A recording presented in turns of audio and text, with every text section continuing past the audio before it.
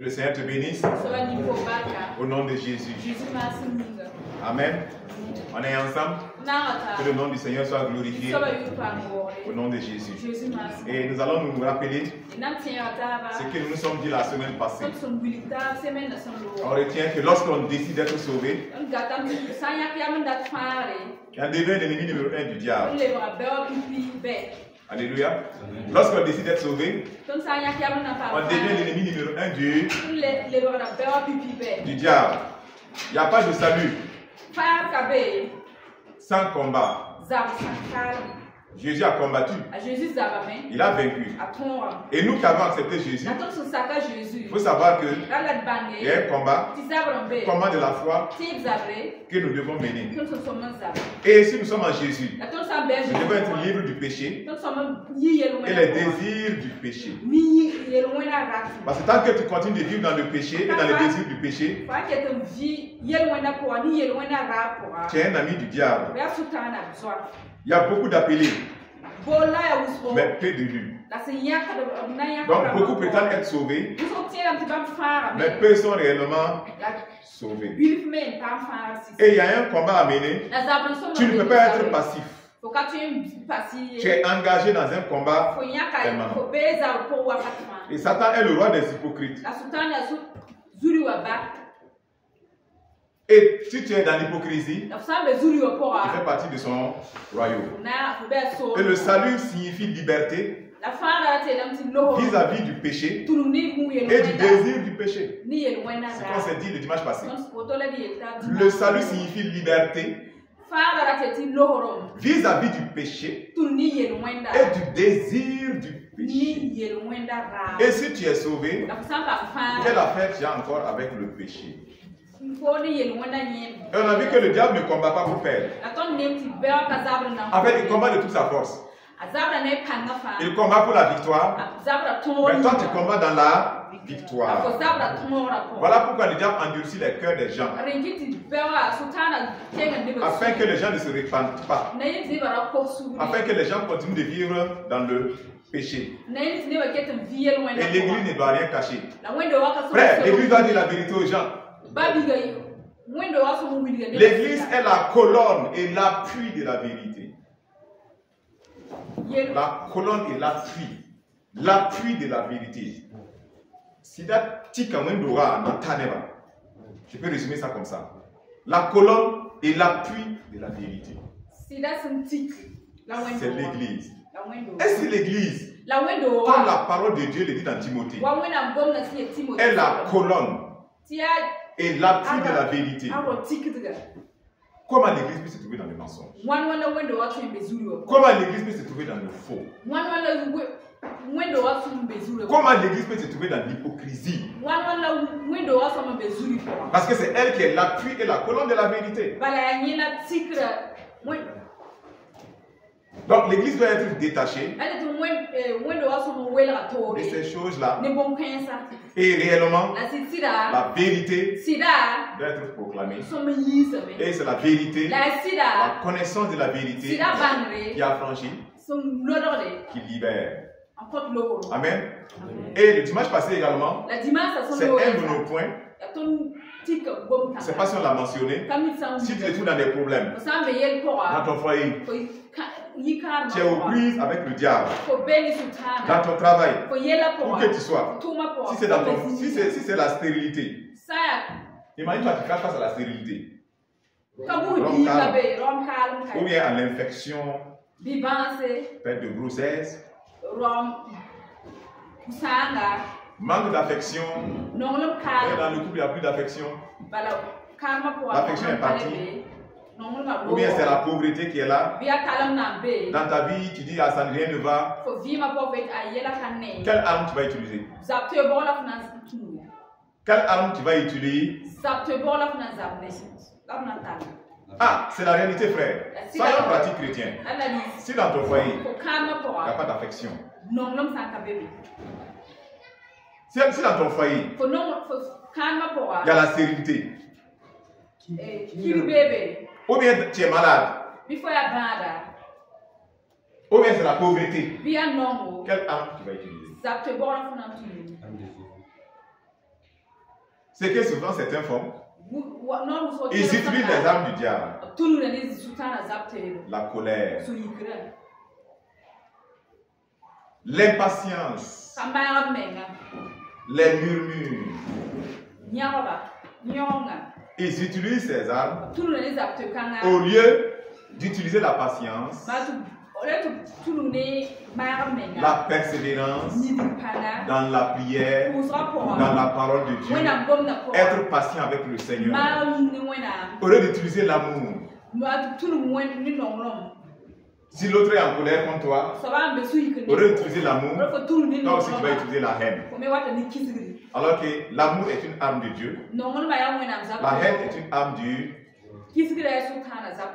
diable. Donc, utilisons les bonnes armes. Utilisons les bonnes armes dans nos combats de tous les jours. Il y a un combat tous les jours. Mais souvent les gens utilisent les mauvaises armes. Les armes du diable. Pour combattre le diable, il va te terrasser. Il va te terrasser. Utilise les armes de Dieu pour combattre le diable. L'amour, la douceur, la tempérance, la miséricorde, vie dans la sainteté. Utilise les armes de Dieu. Et chacun a un combat à mener et la victoire commence à l'intérieur, dans tes pensées, dans tes paroles, dans tes actions, dans ton caractère. C'est là-bas la victoire commence. Oui, à l'intérieur. Si tu es sauvé, pourquoi tes paroles ne sont pas sauvées? Si tu es sauvé, quand tu parles, on sait que c'est les paroles. Quelqu'un qui est sauvé. Quand tu agis, on sait que ce sont les actions. Quelqu'un qui est sauvé. C'est ça mon frère. C'est ça ma soeur. Et nous allons continuer. L'activité du diable. La seule activité du diable. C'est quoi? La seule activité du diable. C'est tout dans Jean 10. Frère, écoute-moi, excellence. Le diable, il n'a pas plusieurs activités. Depuis sa chute là, il n'a pas autre chose à faire. En fait, le diable ne sait pas faire autre chose. Il a une seule activité. Et la Bible dit non ça dans Jean 10, que le voleur, qui est le diable, il est venu, c'est pour faire quoi? Pour voler, pour détruire, pour égorger, pour tuer. Voici l'activité du diable. Tout ce que le diable fait, c'est pour ça. Soit c'est détruire, ou bien il vole. Mais quand il peut, il préfère tuer. Quand il peut, il préfère tuer. Quand il n'arrive pas, il détruit. Quand il ne peut pas, il vole. Quand il peut, il termine. Et pour atteindre son but, le diable travaille avec quoi? La convoitise des yeux, la convoitise de la chair, l'orgueil de la vie. L'activité du diable, c'est détruire, voler, égorger. Les moyens qu'il utilise pour atteindre cet objectif, pour atteindre ce but, c'est la convoitise des yeux, la convoitise de la chair et l'orgueil de la vie. Ève a regardé le fruit.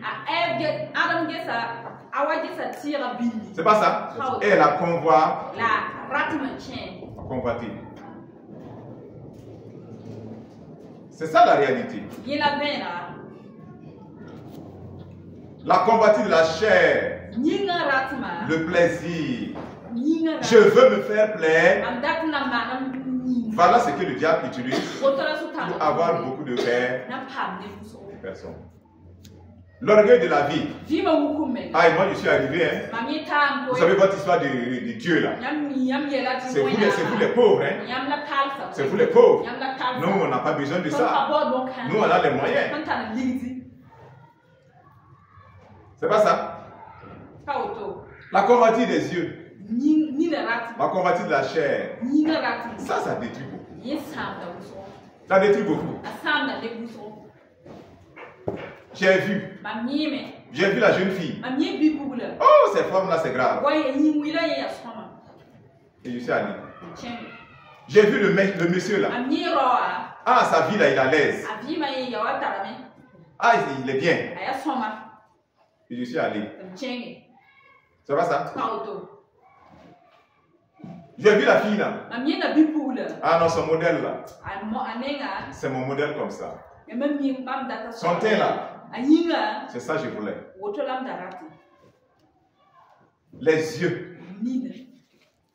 Uniquement les yeux. Convoitise des yeux. Convoitise de la chair. L'orgueil de la vie. Voilà ce que le diable utilise pour piéger les hommes. Tous les hommes sur la terre. Tout ce que le diable fait. Tout est résumé dans ce qu'on vient de se dire. Tout ce qu'il fait, écoute-moi bien. Toi qui penses que tu peux travailler avec le diable n'a pas d'amis. Le diable n'a aucune bénédiction. Même si tu passes chez des féticheurs, ils t'ont promis de l'argent. C'est ton âme. C'est ta destruction. Même si tu es parti chez des féticheurs pour chercher un enfant, parce que tu n'as pas d'enfantement, c'est ta destruction. C'est ta destruction. Il faut reconnaître ça.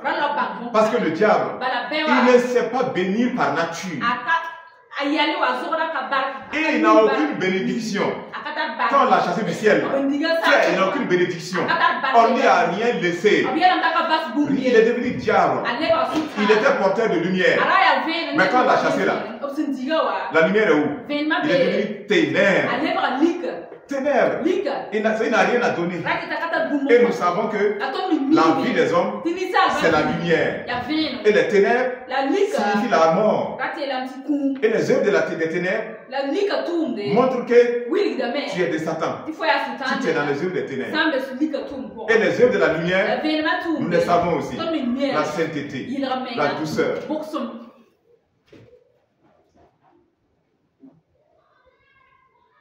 Les yeux. J'ai vu le modèle qu'elle a mis sur sa tête. Je veux ce modèle. Mais quand tu regardes le modèle, un modèle démoniaque, un modèle diabolique.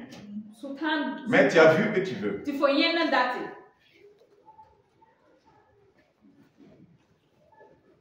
Ne vivons pas dans les ténèbres.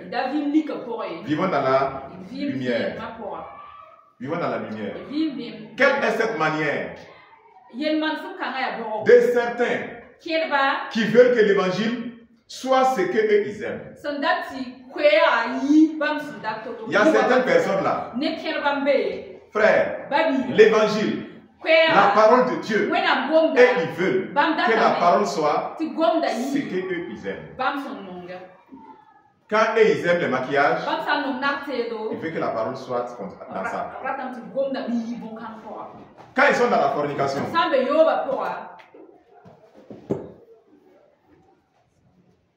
ils veulent que la parole soit avec eux. Ils veulent qu'on ne dise rien. Quand ils sont dans la masturbation, quand tu vas parler, tu vas dire que dans la Bible, montre-moi où c'est écrit masturbation. Le diable est dangereux. Que montre-moi dans la Bible le mot masturbation. Qu'il n'y en a pas. Montre-moi dans la Bible là où c'est écrit cigarette. Mais quand tu fumes, c'est un péché. Celui qui détruit le temple de Dieu, Dieu le détruit. C'est pas ça? Oui. Quand tu fumes la drogue, c'est écrit où dans la Bible? Ne fume pas de drogue.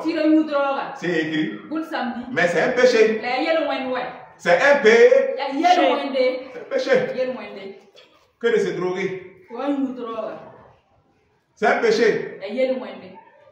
que de se saouler.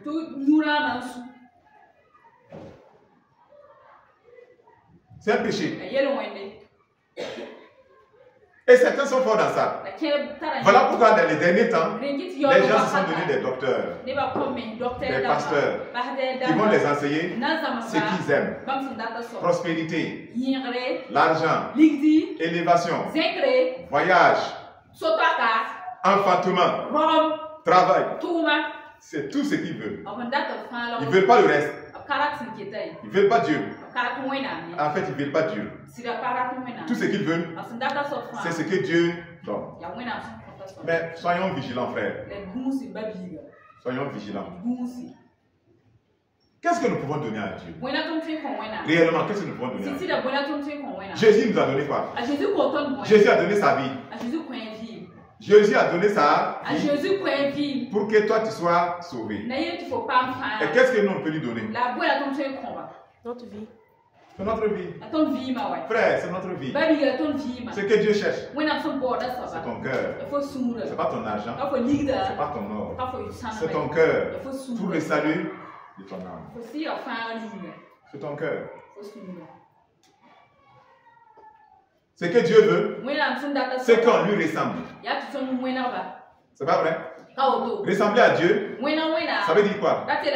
Frère, ça veut dire quoi? Ça veut dire le caractère de Dieu, c'est ça. Ressembler à Dieu, ça va le caractère de Dieu. Ressembler à Jésus, ça va le caractère de Jésus. Quel est le caractère de Jésus? C'est l'amour. Si tu es dans l'amour, tu ressembles à Jésus. Dans la sainteté, tu ressembles à Jésus. Dans la pureté, tu ressembles à Jésus. Dans la douceur, tu ressembles à Jésus. Dans la compassion, tu ressembles à Jésus. En fait, c'est son caractère. La ressemblance à Dieu, c'est son caractère. C'est son caractère. Et nous devons lui ressembler. En fait, quand Dieu dit ma gloire, c'est quoi? C'est son caractère. C'est son caractère. C'est pas sa puissance. Et dommage, beaucoup de gens, ils cherchent la puissance. Ils ne cherchent pas à ressembler à Jésus. Est-ce que tu sais que Dieu a utilisé l'âne de Balaam pour lui parler? Son âne, Dieu a utilisé son âne pour lui parler. Bon, son âne, l'âne de Balaam. L'âne. Dieu a ouvert la bouche de l'âne. L'âne l'a parlé. Pourquoi tu me frappes? Il dit, je vais même te tuer si j'avais une épée. Et vous voyez, quand le diable te tient là, tu deviens aveugle. Tu n'as parlé avec l'âne, c'est pas normal. Il y a un problème. Mais il ne s'est même pas rendu compte que c'est un problème.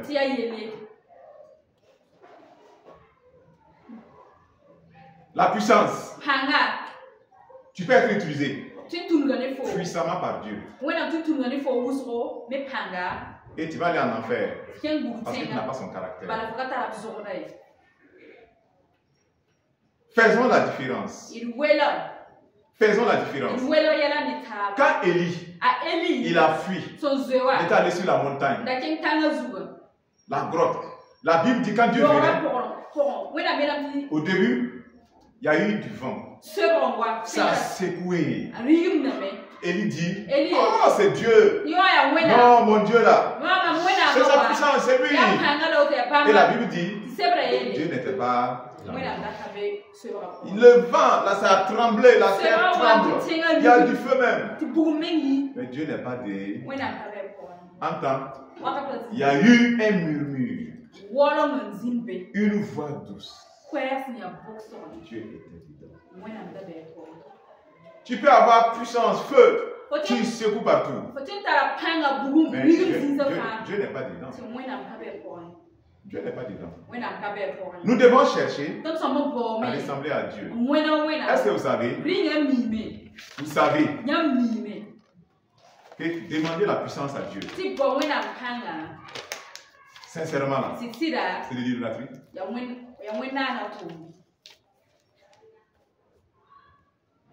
Tu veux faire avec la puissance. En fait, tout ce que Dieu cherche, c'est révéler sa gloire. En fait, c'est ça. En fait, comprenez. Tout ce que Dieu veut là, c'est se révéler sa gloire. C'est pas sa puissance. Dieu ne cherche pas à nous montrer qu'il est puissant. Il ne cherche pas ça. Tout ce que Dieu veut, c'est qu'on le ressemble. C'est sa gloire, son caractère. C'est ça qui montre que nous l'appartenons. Et non la puissance. Le diable aussi a une puissance. Mais est-ce qu'il est de Dieu? Il est désapprouvé.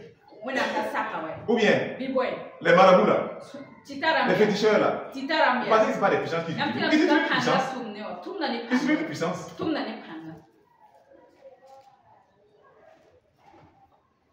Ils utilisent une puissance. On doit chercher à ressembler à Jésus.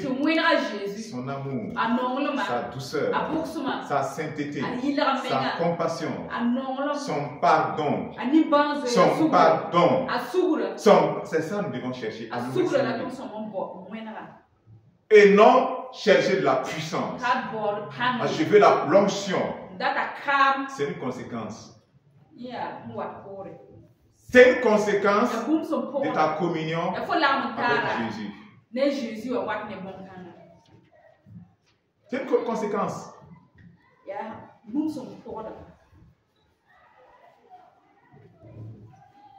Si nous sommes ses enfants, nous sommes ses serviteurs, frères, cherchons à le ressembler. Cherchons à ressembler. Nos prières, cherchons à ressembler à Jésus. Cherchons simplement à ressembler à Jésus. Tu vas voir la différence. Quelqu'un qui cherche la puissance, il va trahir Dieu. C'est un traître. C'est un traître en perspective. C'est un traître en perspective. Quelqu'un qui cherche les dons. Seigneur, oh les dons. C'est un traître comme caché. C'est un traître caché. Tout comme il y a des traîtres parmi nous ici. C'est un traître caché. Le jour où son objectif est atteint, vous allez le voir. C'est comme ça, hein? Le jour où son objectif est atteint, ou bien quand il trouve que son objectif ne peut jamais être atteint, il se révèle maintenant. C'est un traître. C'est un traître. Tu veux faire quoi? Dieu veut révéler sa gloire. Laisse Dieu t'utiliser. Révéler sa gloire aux hommes, frère. Maintenant, si Dieu permet, qu'il soit devant une épreuve, ne t'inquiète pas. C'est Dieu qui va l'utiliser. Quand tu vas parler, tu vas voir la différence. Parce que la puissance de Dieu, qui est pure, authentique, elle sera libérée à travers son caractère. C'est son caractère. Sinon, ça sert à quoi? Ah, j'ai l'onction et j'ai la colère. C'est mélangé. C'est mélangé.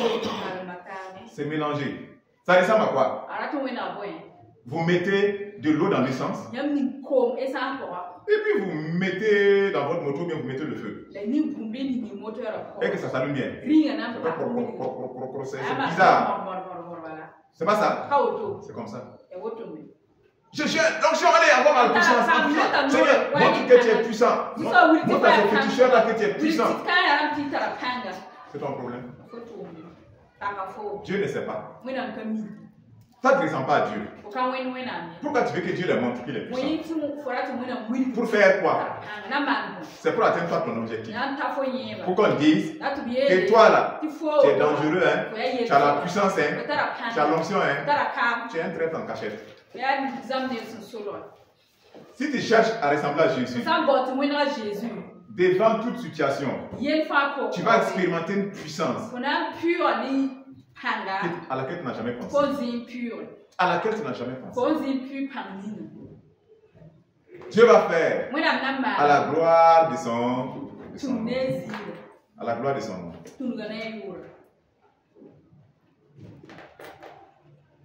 Amen. Cherche à ressembler à Jésus. Et suis le Seigneur Jésus. Fuis le péché, ma frère, ma soeur. Fuis le péché, mon frère. Comme on le disait, Il y a certains, leur péché là, tant que ce n'est pas découvert, ce n'est pas un problème.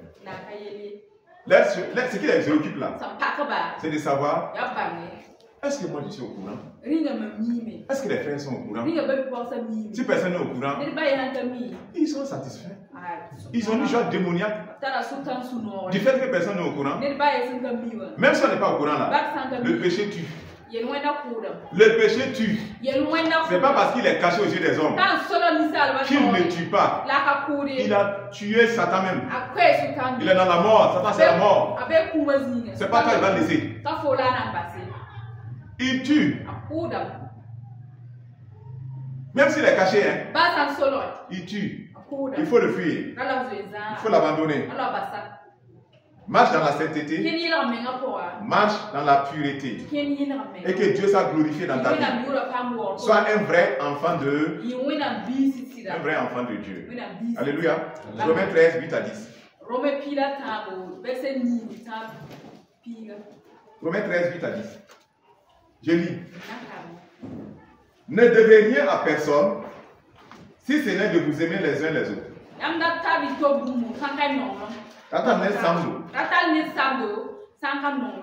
Car celui qui aime les autres a accompli la loi. En effet, les commandements. Tu ne commettras point d'adultère. Tu ne tueras point. Tu ne déroberas point. Tu ne convoiteras point. Et ce qu'il peut encore y avoir se résume dans cette parole. Tu aimeras ton prochain comme toi-même. L'amour ne fait point de mal. L'amour est donc l'accomplissement de la loi. Alléluia. La première des choses, ne devez rien à personne, sinon de vous aimer les uns les autres. Voici la dette que nous avons. La dette que j'ai envers mon frère, c'est l'amour. La dette que j'ai envers ma soeur, c'est l'amour. C'est-à-dire que nous sommes en dette de nous aimer. C'est-à-dire que si tu ne l'aimes pas, tu as sa dette. En termes clairs, si tu ne l'aimes pas, tu as sa dette. Et vous savez, ceux qui prennent les dettes, qui ne payent pas les dettes, ils n'ont pas les places au ciel. Il n'y a pas un bordel au ciel, frère. Il n'y a pas un désordre au ciel. Il n'y en a pas. Il n'y en a pas. Il n'y en a pas. Ceux qui ont pris les dettes, qui ne les remboursent pas, vous cherchez des problèmes. Pourquoi vous cherchez des problèmes? Ne devez rien à personne. Vous ne savez pas que la dette fait de vous un esclave? Regardez même dans l'Ancien Testament. Ce prophète qui avait des dettes, il est mort. On est venu prendre sa femme et ses enfants pour faire esclave. Et il allait voir maintenant le prophète, c'est Élisée. Et Dieu est intervenu. Ne devez rien si ce n'est de vous aimer. Vous qui partez prendre les avis de crédit, c'est pas votre problème. Vous n'avez pas un Dieu. La Bible dit quoi? Que votre Dieu sait que vous devez vous habiller, vous devez manger, vous devez boire. Et que si vous avez ça, ça suffit. Mais de chercher Dieu, Dieu va vous donner ça. Parce que ceux qui cherchent ces choses-là, ce sont des quoi? Païens. Si tu ne cherches pas Dieu, ce sont ces choses-là que tu cherches. Tu es un païen. Ça ne veut pas dire qu'on n'a pas s'habiller. Mais notre priorité c'est Dieu. Et le reste là c'est des dons que nous recevons. C'est des dons que nous recevons de Dieu. Pourquoi? Si tu n'as pas là, patiente, économise. Si ça vaut, il faut aller payer. Ou bien, tu donnes l'argent à la personne qui tient la marchandise, mais ne la prends pas. Quand tu auras fini de donner, tu prends la marchandise. Mais tu prends la marchandise, tu prends la vie, tu portes, tu te vestes pour montrer aux hommes, pour montrer aux femmes. Alors là, c'est moi. Et tu viens. Voyez comment je suis habillé. C'est la grâce de Dieu. C'est un menteur. C'est pas une grâce. C'est pas une grâce de faire ça et de venir montrer aux gens que c'est une grâce. C'est quelle grâce? C'est quelle grâce? Payez vos dettes. La dette est plus prioritaire que toi-même tes dépenses. Je te le dis aujourd'hui. Si tu as dette de quelqu'un, vous êtes donné un délai. Tu lui dis, je te paye le 31 décembre. Paye-le le 31 décembre. Si tu ne le payes pas, il faut aller le voir. Ah, pardonne-moi. J'avais dit 31 décembre. Est-ce que tu peux me permettre? Parce que les choses n'ont pas fonctionné comme je voulais. Donne-moi jusqu'au 31 janvier. S'il est d'accord, vous partez sur ça. Ça, c'est pour ceux qui sont déjà dans des dettes. Mais si toi, tu m'écoutes là, il ne faut pas aller rentrer. C'est le conseil que je te donne. Il ne faut pas aller rentrer. Parce que quoi? Si tu lui dis le 31, le 31 arrive, tu ne lui payes pas sa dette. Et le 1er janvier, la trompette sonne. Tu veux monter avec sa dette. Toi, tu veux partir avec les dettes des gens aussi et les laisser. Tu vas rester payer leur dette. Tu vas rester payer leur dette. Donc, mettons de l'ordre. Chrétien, mets de l'ordre dans ta vie. Mets de l'ordre dans ta vie. Si tu n'as pas là, il ne faut pas forcer. Il ne faut pas gâter le nom de Dieu. Patiente. Prie. Si tu reçois, toi tu prends. Ou bien, si tu veux aller à tempérament, paye un peu. À la fin maintenant, prends la chose. Si vous êtes mis d'accord que c'est tel jour, il faut honorer ça. Il faut honorer ça. Et aussi, toi qui as promis de payer tel jour, maintenant, Dieu a fait grâce, tu as reçu l'argent. Et tu n'as pas payé. Tu as laissé que le diable envoie des dépenses. Oh, c'est-à-dire que l'enfant est tombé malade, l'enfant a fait ceci. C'est-à-dire que oh, mon sac de riz là, il n'y en avait même plus. La dette est prioritaire. La dette est prioritaire. Elle est prioritaire. Mettons de l'ordre. Hein? Mettons de l'ordre. La dette est prioritaire.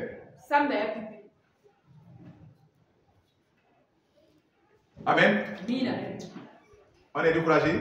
Non. On ne va pas décourager. Hein? Soyons alignés. Et que le Seigneur vraiment soit glorifié dans notre vie. Donc ne devez rien à personne. Sinon c'est l'amour. Et si tu ne l'aimes pas, tu as sa dette. Tu meurs avec ça. En fait, la parole c'est simple. Ne pensez pas que ce n'est pas caché. Il dit que ne devez rien à personne. N'ayez pas une dette en dehors de celle de l'amour. C'est ça, c'est ce que ça veut dire. En dehors de celle de l'amour. Je te dois amour. Même si tu me provoques là, je te dois amour. Même si tu m'insultes là, je te dois amour. Ceux qui ont crucifié Jésus, il les a aimés? Est-ce que Jésus les a aimés? C'est ça. Ceux qui ont lapidé Étienne, est-ce que Étienne les a aimés? Oui. C'est une dette. De s'aimer là. On doit s'aimer. Si tu ne l'aimes pas, tu lui dois. Et si tu meurs, tu ne verras pas Dieu. Tu es un meurtrier. Un meurtrier. Que le Seigneur nous aide. Comprenons cette réalité. Et sortons maintenant des dettes. Sortons de ça. Amen. Si tu as dette de quelqu'un, après le culte, parle-lui. Va, tu lui dis, écoute, vraiment, facile la situation. Je veux qu'on puisse faire de cette façon si vraiment tu veux. Mais il ne faut pas fuir la personne. Il ne faut pas te cacher. Quand tu vois la personne venir, quand tu fuis, tu te mets de ce côté-là. Mais tu penses que Dieu ne voit pas. Tu penses que ça s'appelle à Dieu. Toi, tu es enfant de Dieu. Tu es serviteur de Dieu. La gloire de Dieu est sur toi. Et tu te comportes comme le diable. Ça ne plaît pas à Dieu. Tu vas, tu lui expliques. Même si la personne va te gronder, même si elle t'insulte, frère, Ça vaut mieux. Ça vaut mieux pour toi qu'on t'insulte et que tu sois réconcilié, que tu sois en paix avec la personne et Dieu, que de jouer au diable et tu vas aller à la perdition. N'est-ce pas? Tu assois la personne, vous parlez. Vous mettez d'accord. Et tu agis en conséquence. Et tu évites maintenant les dettes. Il ne faut pas vivre au-delà de tes moyens. Il ne faut pas vivre au-delà de ta vie. Des gens qui vont me dire, ah, est-ce que ça veut dire que les chrétiens ne doivent pas prendre des prêts en banque? C'est pas ce que j'ai dit. Si tu dis que tu es travailleur et tu vas aller prendre un prêt en banque, mais tu pars parler avec ton banquier. S'il est d'accord, vous êtes alignés. Mais vous signez. Et quand vous signez, qu'est-ce qu'on fait? Il y a une assurance à laquelle tu souscris, non? Il y a une assurance c'est quoi? C'est vie, non? Mais c'est quoi une assurance à laquelle tu souscris? Et cette assurance-là, ça dit que si tu meurs, c'est l'assurance qui va payer là. Ça, c'est autre chose. Si tu meurs, c'est l'assurance qui va payer là. C'est comme ça. Ou bien si quelqu'un t'avalise, ton aval, il te dit, la personne se porte garant. Et on dit que si tu n'as plus ton travail, on va couper chez toi. C'est la personne. Si la personne accepte, si demain tu as des problèmes, on va couper chez lui.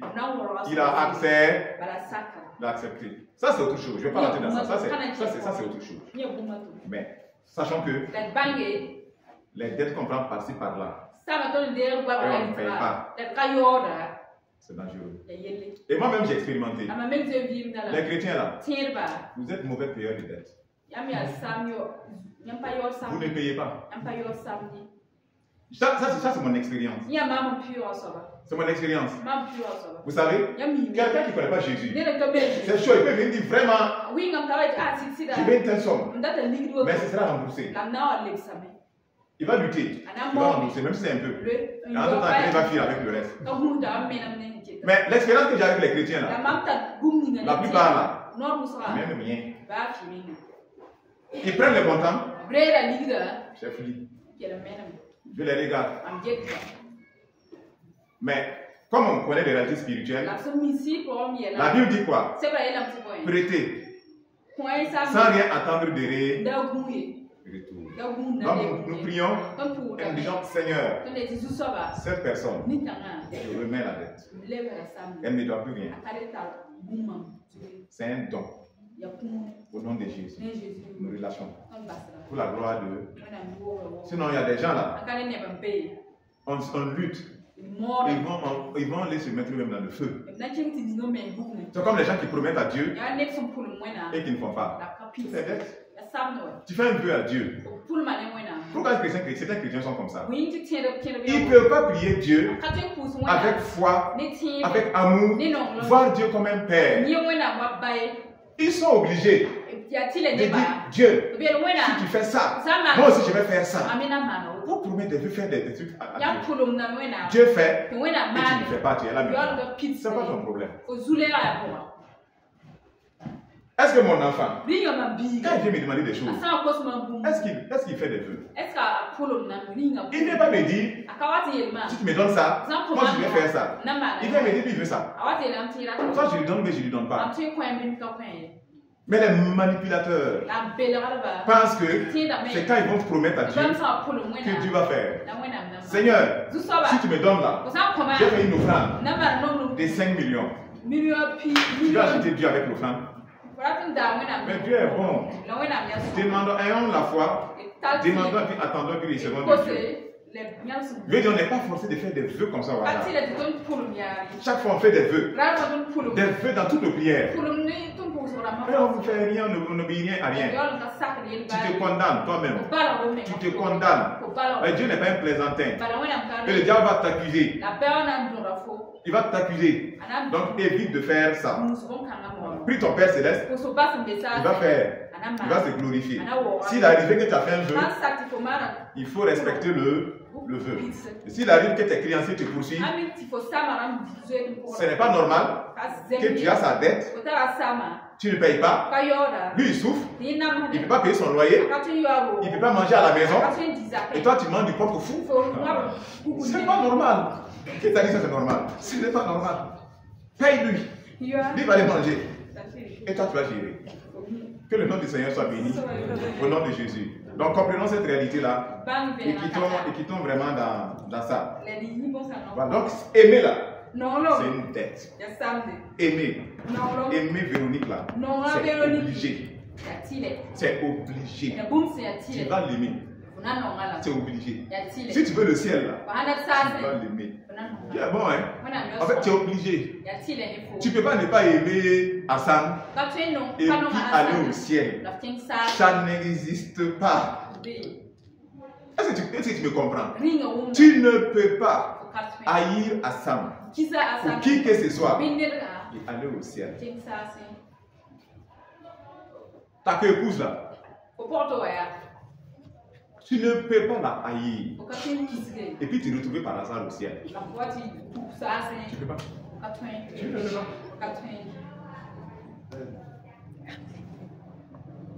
La fille avec qui vous avez fait bagarre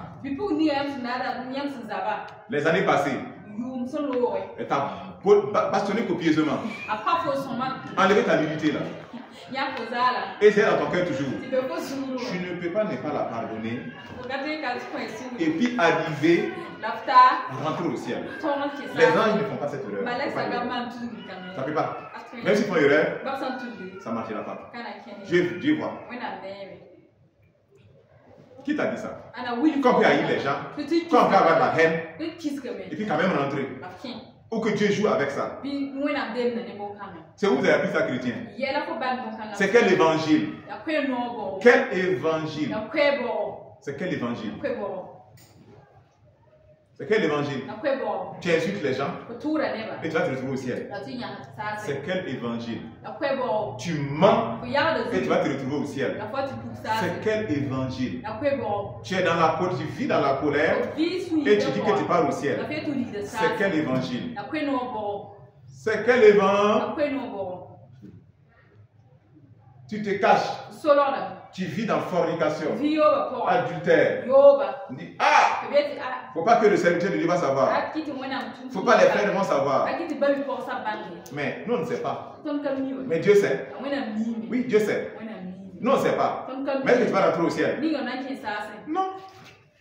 On n'a pas besoin de savoir. On n'a pas... Quand on ne sait même pas là. Au fait, on souffre moins. Parce que quand je sais qu'un frère ou une soeur vit dans un péché, frère, je souffre, je te dis ça. Je souffre. Mes prières, je commence à aller vers la personne. Je souffre, sincèrement je souffre. Mais quand je ne sais pas, je ne sais pas où je suis tranquille. Je suis plus tranquille quand je ne sais, mais ça n'aide pas la personne. Parce que je marche, je suis tranquille. La personne est dans le faux. Je suis tranquille. Je la vois. Je l'attrape ma fille. Tu es bénie. Elle vient de faire fornication. Je ne sais pas. Je l'attrape, je dis tu es bénie. Excellente servante de Dieu. Je suis tranquille. Mais si je viens, je sais que ça, elle a commis fornication. Elle est en train de cacher. Moi-même, j'ai un problème déjà. Quand je vais venir vers elle, là, je souffre, j'ai un problème. J'ai du mal à cacher. Parce que je vois déjà la mort. Je vois déjà que la personne est détachée de Christ. Et si la personne, je vois qu'elle n'est même pas dans une dynamique où elle veut se répartir et puis venir dire j'ai un problème, elle veut continuer à faire comme de rien n'était. J'ai dit mais c'est de l'hypocrisie. C'est que les messages là, tu n'écoutes pas les messages. Tu n'as allé pleurer là maintenant, dire que ça ne va pas. Que le Seigneur nous bénisse. Au nom de Jésus. Tous les commandements, les 10 commandements, ça se résume en un seul. Le commandement qui dit ne fais pas d'adultère, tu ne mentiras pas, tu ne donneras pas de faux témoignages, tu ne convoiteras pas la femme de ton prochain, de son mari, ou bien son âme et sa servante, de ne pas convoiter, de ne pas tuer. Ça se résume. en un seul commandement. Aime ton prochain comme toi-même. Si tu aimes ton prochain, tu vas aller chercher ta femme? Non. Si tu aimes ton prochain, tu vas voler son objet? Non. Si tu aimes ton prochain, est-ce que tu vas avorter le bébé? Tu vas avorter? C'est un meurtre, non? La Bible dit les meurtres. Avorter, c'est un meurtre. Est-ce que tu vas le faire? Non. Tu ne vas pas le faire.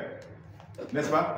La Bible dit quoi? Celui qui hait son frère est un meurtrier. C'est pas ça? Donc, la Bible dit, tu ne commettras pas de meurtre. Et si tu hais ton frère, tu es un meurtrier. Donc, tu ne vas pas haïr ton... Même si tu as insulté, tu ne vas pas le haïr. Tu vas prier, qu'il soit dégagé du piège du diable. Et prends les dispositions que tu dois prendre. Jusqu'à ce qu'il soit dégagé. Et pardonne. Je vais vous expliquer quelque chose. Tu sais, la bien-aimée là, si elle fait quelque chose de mal, n'est-ce pas, envers moi, la Bible dit quoi? Je dois pardonner. Quand je pardonne, qu'est-ce qui se passe?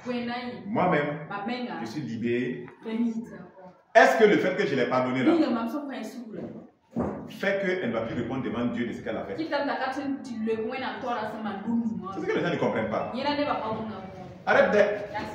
En fait, le fait que les autres te pardonnent n'enlève pas ta responsabilité. Ceux qui t'ont pardonné là, ils se sont libérés. Ils ont laissé entre les mains de Dieu. Mais ils t'ont pardonné. Si toi-même, tu ne te répands pas et maintenant demander pardon à Dieu, ta responsabilité est toujours en garde. Dieu va te demander ça. Donc comprenez bien comment ça fonctionne. C'est pas parce que je l'ai pardonné qu'elle n'a plus de responsabilité engagée devant Dieu. Le fait que je l'ai pardonné m'amène à prier maintenant pour elle afin qu'elle soit libérée. C'est-à-dire maintenant si je l'aide par la prière afin qu'elle-même maintenant elle soit libérée. Mais si elle-même, ce qu'elle a fait, elle ne demande pas pardon à Dieu maintenant pour arranger la chose, Dieu va lui demander, regarde le mal que tu as fait à l'autre. L'autre t'a pardonné. En te pardonnant, il s'est libéré. Mais toi, tu sais bien que tu as fait le mal et tu ne te répands pas. La responsabilité est engagée. On essaie de digérer ça maintenant pour comprendre. Oui. Voilà pourquoi pardonner. C'est pas parce qu'on a pardonné que la personne ne va pas rendre compte. Mais si toi tu refuses de pardonner, le diable a gagné 2.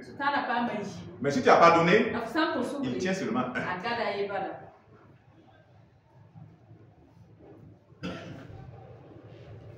Voilà pourquoi, quand tu pardonnes, tu as fait du bien à qui? Réponds-moi maintenant. Quand tu pardonnes, tu as fait du bien à qui? À qui? À toi. Ceux qui ne savaient pas. Il paraît que quand tu as pardonné là, tu as fait du bien à l'autre. C'est toi-même. Parce que l'autre déjà, qui a fait le mal, qui est dans le filet du diable, le diable tient. Toi maintenant, si tu pardonnes, tu es dégagé. Mais si tu ne pardonnes pas, le diable a eu 2. Que le Seigneur te bénisse. Au nom de Jésus. Vivons dans l'amour chrétien. Disciples de Christ. Marchons dans l'amour. Aimons-nous véritablement. Que le nom du Seigneur soit béni. Au nom de Jésus. Amen. Rendons grâce à Dieu.